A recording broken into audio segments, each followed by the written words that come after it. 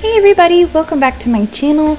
Today I am building a base, well no, not base game, but a starter home in Oasis Springs. And I tried to take inspiration from the types of houses that were here before I bulldozed them all. As you can see, like all the surrounding area, there's absolutely nothing built around. I have a save file specifically with all of the lots possible completely empty because I really wanted to build everything from scratch. I didn't want to renovate or I don't know, potentially like be too similar to a house that was already in the game.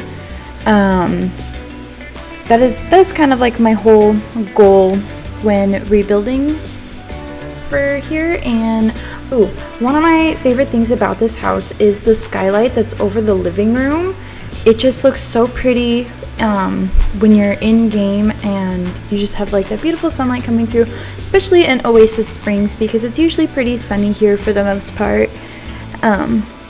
It is pretty blue. Like I'm looking back now and I'm thinking, wow, there's like a lot of blue features in this house. Like the wallpaper ends up being blue, the kitchen tile is blue, the bedroom wallpaper is blue, the exterior of the house is blue, and it just ended up being a lot more blue than I had anticipated. But I really did like the, I don't know, what is it, like the stucco exterior for this house with like the stone, like rock little bottom border part. Like I thought it looked really nice and I felt like it fit in with the surroundings, and so I might use the other color variations for this wallpaper.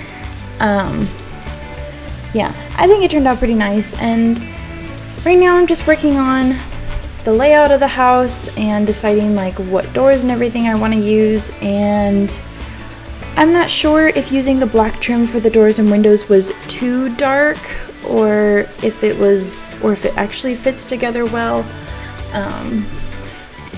I'm not sure. I think it came together pretty nicely, but you'll have to let me know in the comments below if you would have done something differently, I guess, because I don't know, I always get stuck and I really appreciate the opinions of other people.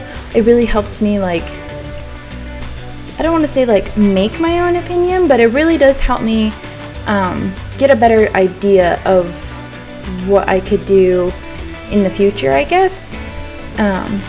Yeah, I almost put, for the floor plan, I almost put the bathroom over by the back door, but it just, I don't know, I didn't really like the fit, and there wouldn't have been room really for a living room. It would have been like a kitchen, living, dining in this like really small little back left corner, and it's already pretty tight for the kitchen and dining, which is what I ended up having back there. And I mean, for a starter home, it works, and the plus side of having like a smaller house for a starter home is you can have more clutter and usually nicer furniture because you're not spending as much on the size of the house, which I feel like can be pretty smart. I guess it kind of just depends if you want a starter home that's just really big and you just work your way up to filling, or if you want a starter home that is like just overall a starter, like it has not the best appliances, it's like pretty small and compact, and then you just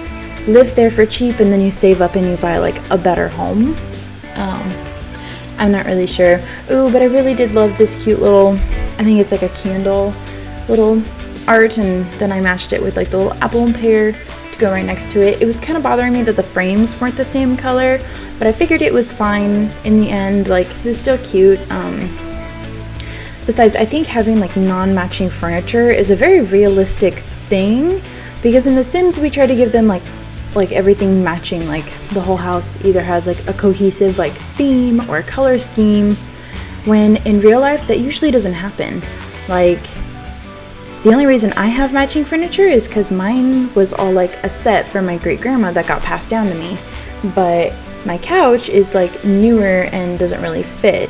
And so in like a year or so from now, when I want to get a newer couch, it will be even more different than the really old style coffee table, dining room table, and the china cabinet that I have. But I mean, I guess you get a kind of feel for the whole mismatching furniture with the desk and the couch and coffee table right here. I don't know. And I also don't really like our choice of standing lamps in The Sims. There just wasn't a whole lot to choose from that like just looked like normal and plain. Like the standing lamp I have in my living room, they're like very plain and simple. It's just like a slim silver rod pole and then just like this little like opaque white top that holds the light bulb. Like it's super simple. But yeah, that was pretty much it for the living room. I do go back and remove the stereo because I started realizing I didn't know that I wanted this to be a starter home until I looked at the price towards the end, or about like partway through, and I was like, oh, I should make this a starter. That would be cool. And then I had to go back and like remove a couple things that just weren't, I don't know, I wouldn't say not necessary, because like when you think about it, like the picture frames and like the towels in the bathroom, they're not necessary because your Sims don't really use those.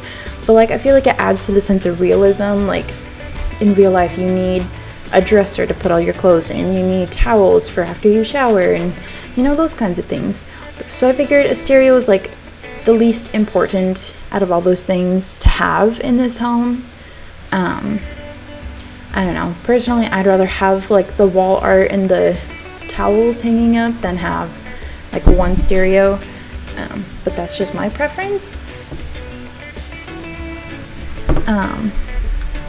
So I don't know, I think overall the build came together pretty well, and I was a little disappointed that, you know, starter homes you only get 20K to work with, and there wasn't a whole lot I could do in the back, so it was mostly just debug landscaping. And I don't know, I don't go through the debug menu very often, so it wasn't the easiest to try and find stuff that I wanted to use. I did use a little hanging plant thingy in the back, and I don't know, I had a little bit of difficulty with it because it was tough to tell when it was like actually touching the little ceiling part of the eave of the roof. I think that's what it's called. So I had to fiddle with that for a little bit, and it is pretty high up there. Like I wish they were hanging down just a little bit lower, because it doesn't seem like something your Sim would realistically be able to reach. But I don't know. And I really loved like the little purple flowers in the flower box that kind of matched the purple flowers up front. I just thought they were super cute and pretty, and I don't know, I think they complemented like this weird like shade of blue on the side of the house. And I did end up using like a lot of cactus plants, and I didn't realize I used so much lavender, like, or that I used any at all. And I don't think I used any like normal trees. I think it's really just cactus and palm trees that I had around the house. And I did use this really weird like oval shaped like planter box, I think is what it was called in the debug menu. I'm not really sure what it's called, but I just thought it looked kind of cool on the side of the house. And I mean, it was debugged, so like it didn't cost anything. And that was the nice part about landscaping the house. Using the debug menu, I'll have to do it more often. It's usually just a lot easier to use whatever plants you can get in like the normal like landscaping menu. So it was, I don't know, using the debug menu is kind of out of the way. Oh yeah, and I added those cute little packages to the front. And another thing I really wanted to do, I really want to figure out how people add cars like on the side of the road, as if someone parked their car out there instead of having it like in a little driveway by the house, because I've seen people do that and I really want to figure out how. And I looked online and it said that people use the enable free build mode, I think that's what the cheat's called, and then they're able to do that. I'm not sure if that's the case or if I'm missing something or not, but it didn't work. And I would, if anyone knows how to get it to work, that would be great. Please let me know, because that is something I'd really love to do. I think it adds another sense of realism when building in The Sims, because not everybody has a driveway or a garage like this house, and so it'd be kind of cool to have their car parked on the side of the road, even though of course Sims don't use cars to get around. They kind of just walk as far as they can, and then they just pops into the next loading menu. But I think it's a nice idea that they drive from place to place, because I know what it's like to walk from place to place everywhere every day, and it's not fun. So it would be nice to think, oh, maybe my Sims don't do that either. But we are coming up on the screenshot, so I really hope you guys enjoyed this speed build. And if there's any other kinds of houses you would like to see, or if you have any tips or tricks for me when it comes to using the free build sheet, please let me know in the comments. And if you want to see more speed builds, please give this video a thumbs up and subscribe to my channel, and I will see you guys next time. Bye!